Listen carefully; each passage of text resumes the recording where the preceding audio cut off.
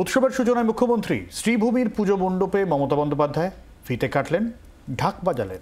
এরই পাশাপাশি বললেন, মানুষের মুখে হাসি না থাকলে দেবীর মুখেও হাসি থাকে না। আর্যিকর আন্দোলনের মাঝেই রাজ্যবাসীকে উৎসবে ফেরার বার্তা দিয়েছিলেন মমতা বন্দ্যোপাধ্যায়। তা নিয়ে কম বিতর্ক হয়নি। মহালয়ার আগে এবার দুর্গোৎসবের সূচনা করলেন মুখ্যমন্ত্রী।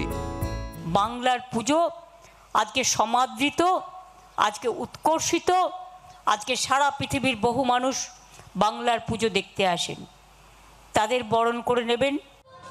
মঙ্গলবার শ্রীভূমির পুজো মণ্ডপে যান মুখ্যমন্ত্রী, যা রাজ্যের দমকল মন্ত্রী সুজিত বসুর পুজো বলেই পরিচিত। এদিন ধামসা মাদল বাজিয়ে মুখ্যমন্ত্রীকে স্বাগত জানানো হয়। ঢাকিদের পাশে দাঁড়িয়ে মুখ্যমন্ত্রী নিজেও ঢাক বাজান। তারপর পুজো মণ্ডপের ফিতে কাটেন। এই ফিতে কাটার মানে যে পুজোর উদ্বোধন নয়, তা স্পষ্ট করে দিয়েছেন মমতা বন্দ্যোপাধ্যায়। আজকে মণ্ডপের উদ্বোধন না হলেও আগামীকাল হবে। আমি সেই জন্য নামটা দিয়েছিলাম উৎসব উৎসারিত। কারণ অনেকে বলবে, এটা নিয়ে ন্যারেটিভ শুরু করে দেবে, পিতৃপক্ষে মমতা ব্যানার্জি উদ্বোধন করে দিয়ে এলেন, অত বোকা মমতা ব্যানার্জি নয়। এইটুকু অন্তত বোঝে, ধর্ম কর্ম সম্বন্ধে যথেষ্ট জ্ঞান আছে। কারণ আমার বাবাকে সবাই পণ্ডিত মশাই বলতেন, রোজ চণ্ডীপাঠ করতেন। এসব ছোটবেলা থেকে দেখে আমি অভ্যস্ত। শ্রীভূমির পুজো মানেই চমক, দিন রাত দর্শনার্থীদের ঢল। তাই ভিড় সামলাতে এবারও শ্রীভূমির পুজো উদ্যোক্তাদের আগাম সতর্ক করে দিয়েছেন মুখ্যমন্ত্রী। লক্ষ লক্ষ মানুষ আসেন এই পুজো দেখতে। আমি বলবো, ট্রাফিক সিস্টেম যাতে ডিস্টার্ব না হয়।